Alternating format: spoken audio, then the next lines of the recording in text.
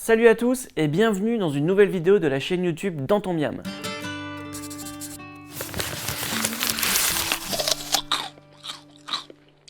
Aujourd'hui, je vous emmène à Dijon à la Food Use Tech. C'est difficile à dire, mais c'est surtout un salon qui présente des innovations en matière de consommation alimentaire. Alors la Food Use Tech, c'est proposé par la Food Tech, qui est elle-même une émanation de la French Tech, ce rassemblement d'investisseurs et de start-up françaises qui a vu le jour en 2015. Dans ce salon, j'espère vraiment trouver des innovations alimentaires tournées vers le développement durable, vers l'écologie, qui révolutionnent notre mode de consommation pour une planète plus propre et plus juste. On va commencer par rencontrer le secrétaire général du salon, Xavier Boisdevézy. Puis ensuite, on ira voir une innovation qui a retenu mon attention et qui m'a un peu amusé. C'est une société qui labellise les agriculteurs heureux. Et puis ensuite, plusieurs interviews des startups et innovations qui ont retenu mon attention.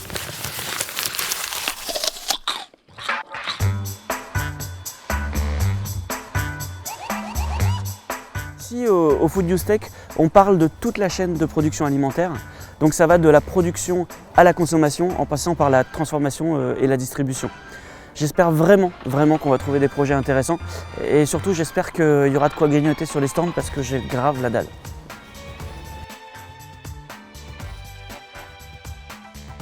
Bonjour Xavier, merci de nous recevoir. C'est quoi ce salon, c'est quoi la Food Use Tech? Bienvenue à Food Use Tech, effectivement. Food Use Tech, c'est pourquoi? C'est les technologies et les nouvelles technologies. Ça, c'est pour la partie tech.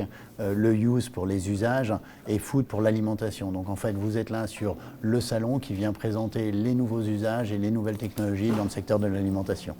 Nous, ce qui nous intéresse, c'est l'écologie, le développement durable au sein de la consommation alimentaire. C'est quoi la proportion de cette thématique développement durable? Je pense que ça va être 20-25% de startups directement liées à ces thématiques et bien sûr beaucoup plus qui y touchent d'une manière ou d'une autre. On peut vouloir apporter un service innovant dans un secteur, mais il faut raisonner aussi avec la notion de durabilité. Donc. Si on avait fait un salon Food Use Tech dans les années 50, j'imagine qu'on aurait beaucoup parlé d'industrialisation de masse, de pesticides, de nouveaux intrants. Aujourd'hui, c'est quoi la différence avec un salon qui aurait pu se passer dans les années 50 au niveau des innovations? On a eu une période après-guerre où on a voulu produire en masse, etc. Et il fallait aussi nourrir la planète. La seule différence, c'est qu'aujourd'hui, on est en train de dire oui, il faut nourrir la planète, on a toujours cette problématique, mais il faut mieux le faire. Il faut le faire en préservant. En 1950, c'était effectivement comment les nouvelles technologies, les intrants allaient permettre de nourrir plus. Là, on se pose beaucoup plus la question sur c'est quoi les protéines végétales qui vont nous permettre de nourrir la planète, etc. Et ça, ces nouvelles tendances, c'est parce que les gens ont réellement changé d'état d'esprit et ont pris conscience. Très bien. Donc technologie, mais toujours la table au centre de tout et l'assiette. Très clairement, l'usager, la table, le plaisir et l'assiette au cœur de tout ça. Merci beaucoup. Merci à vous. Je vous propose de commencer par le début de la chaîne de production alimentaire avec une initiative que je trouve très intéressante et qui va faire un focus sur le bonheur des agriculteurs. Léna, vous êtes au tout début de la chaîne de fabrication alimentaire puisque vous adressez aux éleveurs. Quel est le principe de ce que vous proposez? On identifie les élevages heureux. On a un cahier des charges qui permet, à partir de 200 critères, de définir une ferme heureuse et surtout d'apporter une reconnaissance aux éleveurs qui ont certaines pratiques qui font que dans l'élevage, ça se passe bien. Concrètement, c'est quoi? C'est un label? On peut dire que c'est un label. L'objectif, c'est de proposer aux consommateurs des produits issus de ces fermes heureuses, des produits happy, et qu'ils puissent les acheter en se disant qu'ils contribuent au bonheur en élevage. Aujourd'hui, on a 150 éleveurs sur tout le territoire français qui sont satisfaits de leur rémunération, qui sont satisfaits de leur temps de travail, qui ont atteint leur objectif en termes de production et qui prennent des vacances, qui trouvent que leur travail a un impact positif sur leur vie familiale et qui sont super heureux de faire leur métier. Est-ce que l'élevage intensif n'a pas vocation à rendre les agriculteurs malheureux? C'est un vaste débat, oui. Mais je vais juste vous donner un exemple. La semaine dernière, j'ai fait une seconde visite à Pille. C'était 2 éleveurs dans les Vosges qui sont en intensif. En fait, les vaches, il y a un robot de traite. Les vaches ne sortent pas en pâture, mais par contre, elles ont tout pour être bien. Elles ont des tapis sur le sol, ce qui fait qu'au niveau de la santé des pieds, c'est impeccable. Elles ont des matelas sur les logettes qui sont super confortables avec de la paille par-dessus. Elles vont au robot naturellement, elles ont suffisamment d'eau, elles ont des ventilateurs, elles ont même des douches pour le stress de chaleur l'été. Des conditions très bonnes de bien-être animal. Eh ben, merci beaucoup. On va voir si les startups du salon sont aussi happy que les autres. Merci. Merci à vous.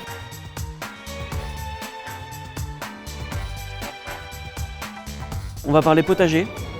De quoi il s'agit? De mettre en relation des jardiniers, particuliers ou professionnels, pour troquer, vendre ou donner leur surplus de jardin. Ça s'applique à tous les surplus de jardin, c'est-à-dire des courgettes, des tomates et compagnie, mais aussi des boutures, des graines, du compost, de la paille, enfin tout ce qui tourne autour du jardin. On est sur un site internet qui met en relation. On garde le côté humain, c'est-à-dire que l'idée c'est pas de dire j'ai 10 courgettes, 15 carottes sur le site et ensuite vous venez les chercher, on se voit pas, merci, au revoir quoi. D'accord. Ouais, bien sûr, le but c'est de créer du lien social, que les gens se rencontrent et que ça se passe dans la vraie vie et pas sur le web. Donc c'est super intéressant, merci beaucoup. De rien, avec plaisir.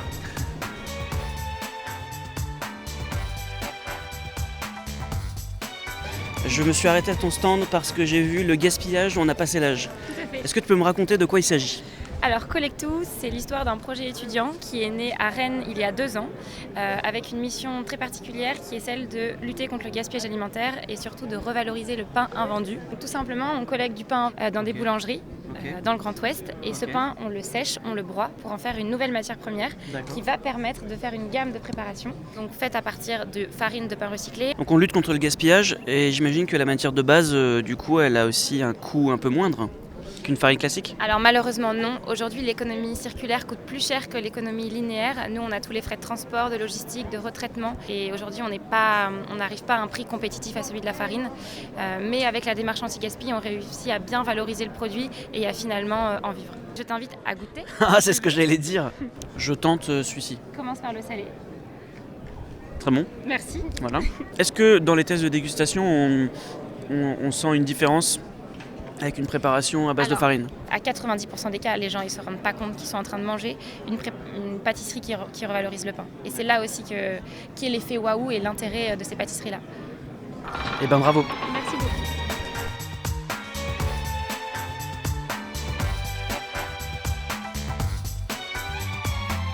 Sébastien, ici on est chez Direct Market. Pour moi, la filière direct producteur est 100% locale. Elle était plutôt réservée aux producteurs qui vendaient directement sur le marché ou en AMAP. Mais je vois que là, tu proposes autre chose.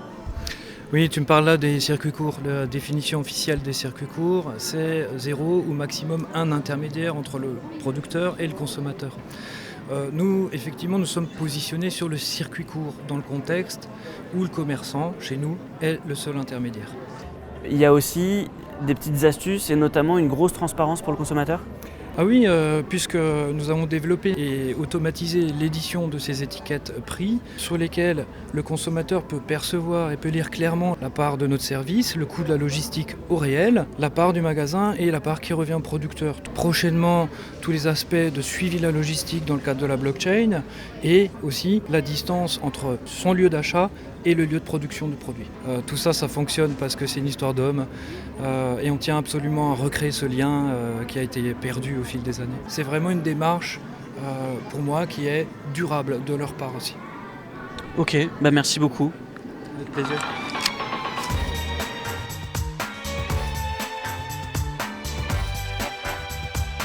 Je viens de discuter avec Catherine. Quand j'étais petit à la cantine, on balançait tout à la fin du repas dans les bacs qui restaient en général toujours pleins. Et donc, vous avez une solution à ça? La restauration collective est un gros pourvoyeur de gaspillage alimentaire. La plupart des choses qui existent sont plutôt sur le recyclage du déchet. Or, aujourd'hui, nous, on considère que le meilleur déchet est quand même celui qu'on ne produit pas. La planète, à un moment, elle ne pourra pas continuer de cette manière-là. Donc en fait, 1000 cantines, c'est quoi? C'est d'amener un changement de comportement du convive, de leur proposer une application à laquelle il va pouvoir voir le menu qu'il aura demain dans son restaurant et faire ses choix et dire je vais venir et voilà ce que je vais prendre. Nous, on communique ces informations à la cuisine et du coup, quand la cuisine arrive le matin, 5h, 6h, ils ont les informations sur les quantités à préparer. Est-ce que vous avez une estimation du gaspillage évité avec cette application? Donc ce qu'on a mené comme test en tout cas, c'est qu'on arrive à réduire de 30% le gaspillage plateau. C'est les parents qui disent mon enfant est malade, il viendra pas? Bien sûr, alors donc, dans les lycées il n'y a pas de problème et ils ont droit au téléphone portable donc il n'y a pas de sujet. Pour autant on a testé sur des collèges et c'est avec les parents qu'on travaille. Donc en plus ça permet d'avoir une discussion avec son enfant le soir, regarder ce qu'il y a à déjeuner. Merci beaucoup, c'est très malin. Merci à vous.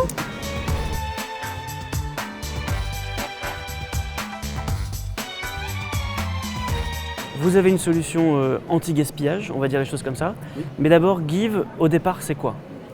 Alors Give, c'est très simple, c'est une plateforme de dons entre particuliers. Donc sur Give, on peut se donner des objets. Et depuis assez récemment, cet été, c'est aussi des produits alimentaires. Maintenant, on peut se donner des aliments, de la nourriture sur Give. Le principe est le même, des choses que vous n'utilisez plus dans votre frigo, plutôt que ça se gâche, vous pouvez très facilement le donner autour de vous et on évite le gaspillage alimentaire. Ce qui me fait peur, ce genre d'application, c'est que les gens donnent un peu les choses qui sont au rebut et que finalement, ils ne mangeraient pas eux non plus. Non, pas du tout. Je vous invite vraiment à aller voir un petit peu ce qui est posté. Alors déjà, ce qu'il faut dire, c'est qu'on a une communauté qui est extrêmement bienveillante. Alors bien sûr, on a mis en place des garde-fous parce que nous, on veut que l'usage se développe pour éviter vraiment le gaspillage. Tous les produits dont la date limite de consommation est dépassée ne sont pas acceptés sur la plateforme. Il faut savoir que nous, on modère 100% des annonces qui sont postées, donc on a un vrai contrôle sur ce qui est publié ou pas. On peut trouver des chocolats, par exemple, des boîtes de conserve, des confitures. Voilà. Super, très bien, merci. Merci. Super. Voilà pour le Food Use Tech 2019. Je dois avouer une certaine déception en matière de développement durable et d'écologie. Finalement, comme le disait le secrétaire général, on est à 25% des innovations qui sont tournées vers cette thématique-là. Je trouve ça assez étonnant en 2019 qu'on ne cherche pas à révolutionner plus le monde de l'agroalimentaire. Quand même quelques innovations intéressantes, mais finalement ce sont des petites choses, des petites initiatives pour récupérer les invendus, pour donner plus de transparence aux consommateurs. Et sinon, c'est beaucoup des choses tournées vers le digital, mais qui ne sont pas forcément plus propres et plus vertueuses. J'espère vraiment que pour l'édition 2020, on va un peu augmenter le pourcentage des innovations tournées vers l'écologie. Je vous remercie d'avoir regardé cette vidéo, et puis je vous donne rendez-vous bientôt pour une nouvelle vidéo.